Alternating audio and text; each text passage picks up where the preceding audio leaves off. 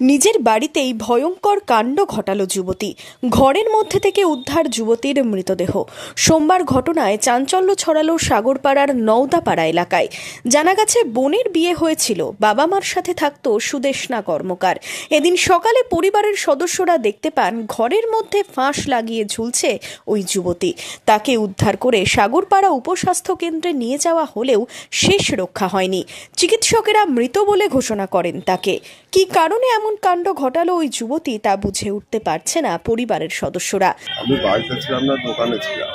আচ্ছা, দোকান থেকে আমাকে একজন রিপোর্ট করলো, গিয়ে দেখছি সব খুলে বাইরে নিয়ে চলে এসেছে। আমি মোটর সাইকেলের সঙ্গে সঙ্গে নিয়ে চলে এসেছি। ওই ঝামেলা কিচ্ছু নাই, কোনো অশান্তি নাই, কিচ্ছু নাই। কি ভাবলো ওই জানে, আমি কি করে বলবো, আর বলার ক্ষমতা নাই। কান্নায় ভেঙে পড়েন পরিবারের সকলে। পুলিশ দেহ উদ্ধার করে ময়নাতদন্তের জন্য পাঠায়।